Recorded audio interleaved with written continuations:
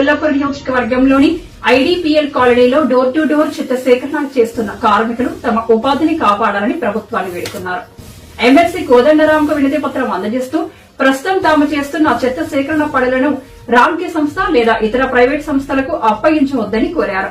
గత 35 సంవత్సరాలుగా రిక్షాలతో ప్రారంభించి అనంతరం స్వచ్ఛ ఆటోల ద్వారా కాలనీలో ఇంటింటికి చెత్త సేకరిస్తూ కుటుంబాలను పోషించుకుంటున్నామని వారు తెలిపారు. 1995లో 3 చక్రాల రిక్షాలు, 2015లో అప్పటి ప్రభుత్వం స్వచ్ఛ ఆటోలు అందించడంతో భార్యాభర్తలిద్దరూ కలిసి ఈ వృత్తిపై ఆధారపడి జీవనం సాగిస్తున్నామని వివరించారు. కరోనా మహమ్మారి సమయంలో కూడా ప్రాణాలను పణంగా పెట్టి ప్రజలకు సేవ చేశామని, ఆ సమయంలో కొంతమంది సహచరులు ప్రాణాలు కోల్పోయారని ఆవేదన వ్యక్తం చేశారు. ఇప్పుడు రాంకీ సంస్థ పూర్తి స్థాయిలో చెత్త సేకరణ చేపట్టనున్నట్లు సమాచారం రావడంతో తమ కుటుంబాలు మళ్లీ రోడ్డున పడే పరిస్థితి ఏర్పడుతుందని వారు ఆందోళన వ్యక్తం చేశారు. చెత్త సేకరణ బాధ్యతను తామే సమర్థవంతంగా నిర్వహిస్తామని, ఎట్టి పరిస్థితుల్లోనూ తమ ఉపాధిని ప్రైవేట్ సంస్థలకు అప్పగించవద్దని ముఖ్యమంత్రి, సంబంధిత అధికారులను కార్మికులు విజ్ఞప్తి చేశారు.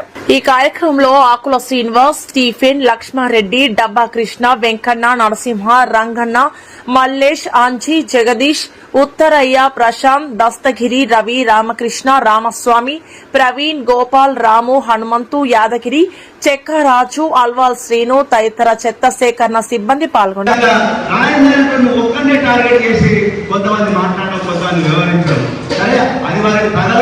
నేను ఈ 10 సంవత్సరాల కార్మికులకు ఎవరికి కూడా నేను అన్యాయం చేయాలని చెప్పేసి ప్రయత్నం చేయలేదు. నా దగ్గరకు వచ్చిన కార్మికులకు నాతో వీలైనంత నా స్థాయిలో నేను వారికి ఏ రకంగా న్యాయం చేయాలో వాళ్ళ ముందరనే ఎవరైతే అన్యాయం చేయడానికి వచ్చిందో వాళ్ళను కార్మికుడిని ముందర కూర్చోబెట్టి ఓపెన్ గా మాట్లాడిన దాఖలాలే ఉన్నాయి. కానీ ఏ రోజు కూడా సాకు మాట్లాడింది, లేకపోతే సాయంత్రం కలిసింది, ఒకసారి మాట్లాడి ఇంకొకసారి కలిసింది అనేది నా జీవిత చరిత్రలో ఎప్పుడు కూడా లేదు. ఇక ముందు ఉండదు. నేను నా మీద నన్ను ఇంతగానో ఆడిపోసుకుంటున్నారు. ఎందుకు నేను నా మీద నేను పనిచేసుకుంటున్న క్రమంలో ఇంతగానో ఇబ్బంది అవుతుంది. నువ్వు ఎందుకు వస్తలేవు, నువ్వు ఎందుకు మాట్లాడతలేవు అన్నా. మేము మిమ్మల్ని నమ్ముకొని ఉన్నాం, మీతోటి ఉన్నాం కదా 10 సంవత్సరాల నుంచి అని చెప్పేసి మన దగ్గర నుంచి స్టీఫెన్ కావచ్చు, ఉత్తరాయ గారి ఆదేశాల మేరకు మొత్తం వాళ్ళ టీం అంతా నా దగ్గరకు వచ్చారు. వచ్చినప్పుడు నేను బాధపడ్డ వాస్తవం. నేను ఏం తప్పు చేశాను, నాకు ఇంతగా నాకెందుకు ఇన్ని బాణాలు కూర్చాలి, నాకేమన్నా ఆధారం లేదా, నా కంపెనీ లేదా, నా బిజినెస్ లేదా అని చెప్పేసి అన్నప్పుడు అక్కడ కాదు మేము ఉండవద్దు అని చెప్పేసి వాళ్ళు అన్నప్పుడు మళ్ళీ రియలైజాను. కోదండరాం సార్ కలిసినాము, ఆకర్షణ మేమందరం కోదండరాం సార్ గారి వారు కూడా వినియోగించడం సార్ ఇక్కడ ఉన్నది అని చెప్పేసి అంటే డెఫినెట్లీ నేను మీ ఎమ్మడ ఉంటాను. ఏదో నేను ఎమ్మెల్సీని కదా, నేనేదో ప్రభుత్వానికి ఆ అండదండగా ఉంటానని మీరు పెట్టుకోవద్దు అని చెప్పేసి వారు చెప్పారు. ఇప్పుడు ఇక్కడికి వారిని పిలవడానికి గల కారణం ఏంటంటే ఇంత పెద్ద తెలంగాణ రాష్ట్రాన్ని సాధించడంలో అన్ని పార్టీలను ఏకం చేసిండ్రు. వారు ఒక పార్టీకి నాయకులు, పార్టీ అధ్యక్షులు. సరే మిత్రపక్షంగా ఉన్నంత మాత్రాన సమస్యలు లేవనెత్తడం లేదు. కాబట్టి మనకున్నటువంటి ఏకైక సమస్య ఏంటంటే ఈ ఇంటింటి చెత్త సేకరణతో పాటు ఎల్ఆర్సీ అని చెప్పాడు. బల్క్ వేరు, ఇంటింటి చెత్త వేరు అనేది కాదు. మనం ఏదైతే చేస్తున్నామో అది కంపెనీలు కావచ్చు, ఇంటిది కావచ్చు, ఏదైనా కావచ్చు, చెత్త తీసుకొని పోయి ఏదైతే అగ్రికల్చర్ చేస్తున్నామో ఆ పని మనదే. ఆ పని ఎవరు డిస్టర్బ్ చేసినా కూడా ఒప్పుకోము. వాడు ఏ పేరు పెట్టుకుని వచ్చినా ఇంకేం చేసినా కూడా దాన్ని ఒప్పుకోము. ఈ ప్రక్రియ స్వయాన సీఎం గారి మనల్ని ఒక రకంగా మన పట్ల దురుద్దేశంతో ఉండేటట్టు అధికారుల రిపోర్ట్ వెళ్ళింది. మీరు పనిచేయరు, ఏదన్నా ధర్నా చేస్తారు, ఎక్కడ కూర్చుంటారు, మనం మాట్లాడారు, వాళ్ళు చెప్పిందే విధము అనే రకంగా రిపోర్ట్ వెళ్ళింది. కాబట్టి వారిలో నిర్ణయం చేసుకుంటారు ఆగస్టు 15 నుంచి అనేది వచ్చింది. ఈ లోపు మనం ముందు జాగ్రత్తగా ఇక మనం ఎవరితో మా దేశానికి కానీ మన నాయకులు అందరూ కలిసిండ్రు. ఆల్మోస్ట్ అందరు లెటర్లు ఇచ్చిండ్రు. అందరు కమిషనర్లు, జోనల్ కమిషనర్లు, డీసీలు ఎక్కడ దొరికి అక్కడ మన నాయకత్వం పట్టుకొని ఉన్న నాయకులు అందరూ కలిసిండ్రు. ఇక ఫైనల్ ఉన్నదైతే నిర్ణయం తీసుకోవాల్సింది సీఎం గారే. అందుకోసమనే మేము కోదండరాం సార్ ఒప్పించి మా ప్రాబ్లం ఇది అని చెప్పేసి అంటే వాళ్ళు సానుకూలంగా స్పందించి నేనే ఒకసారి వస్తా అంటే నేను చెప్పంగానే వాళ్ళు నమ్మాలని లేదు కదా. నేను కూడా ఒకసారి కార్మికులతో ఇంటరాక్ట్ అవుతా, నేను డబ్బింగ్ యాటకు వస్తాను, మీతో కలుస్తా, మాట్లాడతా, దాని తర్వాత మీకు ఏం న్యాయం చేయాలప్పుడు ఆలోచిస్తా అని చెప్పి వాళ్ళు చెప్పడం జరిగింది. ఆ రోజు కూడా ఒక 10 మంది ముఖ్య నాయకులు వెళ్ళాం, మాట్లాడలేదు. మాట్లాడిన తర్వాత మనం డంపింగ్ యార్డ్కి వెళ్దామని చెప్పేసి అనుకున్నప్పుడు కొన్ని అనివార్య కారణాలు, కొంతమందికి నచ్చకపోవడం, అవన్నీ జరిగినప్పుడు సారే స్వయాన ఏమన్నారంటే మనం కార్మికుల్ని కలుపుకుంటుకోవాల్సిన వాళ్ళము.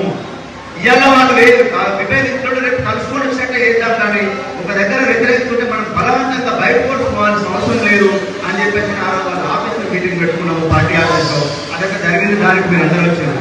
ఇప్పుడు మనకున్న ఏకైక లక్ష్యం సీఎం గారిని కలవాలి, సీఎం గారితో మాట్లాడాలి, వారిని ఒప్పించాలి. ఇదనంటే ఖచ్చితంగా దానికి సంబంధించి వారి సలహాలు సూచనలు తీసుకునే కొన్ని సందర్భాలలో సీఎం గారు ముందుకోతున్నారు అనేది మనం జగమెరిగిన సత్యము. మన బాధలను కూడా వారికి అర్థమయ్యే రీతిలో వారు చెప్తారనే ఒక నమ్మకంతో నమ్ముకోవడం జరిగింది. ఇంకా మిగతా నాయకులు ఏ ప్రయత్నం చేసినా నో ప్రాబ్లం. కార్మికులను కాపాడుకోవడానికి ఎవరు ఏ ప్రయత్నం చేసినా, ఎవరు ఎక్కడికి పోయినా కూడా వారందరితోటి వారితోటి కార్మికులు నడవాల్సిందే, కార్మిక నాయకులు కూడా నడవాల్సిందే. కానీ మీరు చేస్తున్న ప్రక్రియలో ఎక్కడన్నా లోపం ఉన్నదని చెప్పేసి ఎవరన్నా ఎత్తి చూపినప్పుడు ఇవన్నీ లోపం ఉన్నది నేను సరిదిద్దుకొని పోవాలి అని చెప్పాలి. అది కాకుండా ఎప్పుడు చూసి కూడా పేరు వస్తే అటాక్ చేయాలి, పేరు వస్తే అటాక్ చేయాలి. దేవుడి పేరు కలుపుకోరు భయ్, మీకు పుణ్యం వస్తుంది.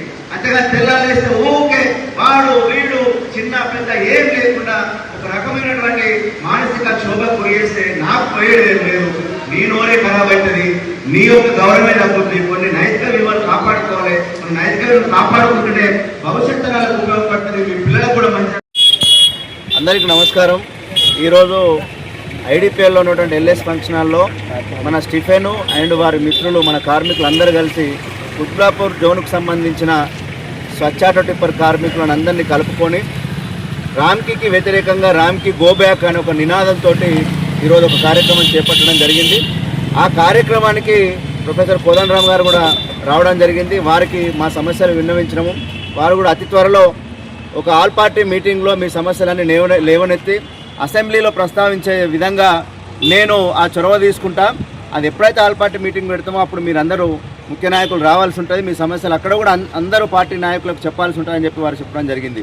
ముఖ్యంగా ఇవాళ గో బ్యాక్ రామ్కీ అనే నినాదం ఎందుకు తీసుకుంటున్నాము అంటే గత 2-3 నెలల నుంచి ఎన్నడూ లేని విధంగా ఇంటింటి చెత్త సేకరణకు, బల్క్కు, కమర్షియల్కు అన్నిటికీ చెత్త అనే దానికి అన్నిటికీ రామ్కీ బండ్లు వస్తాయి, మీరు వాళ్ళ కింద పనిచేయాలి అని చెప్పేసి ఒక దుష్ప్రచారం అనేది గవర్నమెంట్ అధికారంలో ఉంచే జరుగుతున్నది. ఆ దుష్ప్రచారాన్ని విన్న తర్వాత మా కార్మికులందరూ తీవ్ర ఆందోళనకు గురైనరు. దీన్ని ఎదుర్కోవడానికే ఇవాళ కార్మికులందరినీ ఏకం చేయడం జరుగుతున్నది. ప్రభుత్వానికి, ప్రభుత్వ అధికారులకు, రామ్కీకి హెచ్చరించేది ఒకటే, మా కార్మికులు ఎక్కడైతే పనిచేస్తున్నారో యథావిధిగా మా పని మాదే, మా పైసలు మాయే, మా కొట్టడానికి వస్తే మేము ఎవ్వరం కూడా ఊరుకోము, కార్మికులందరం కూడా ఏకమవుతాము.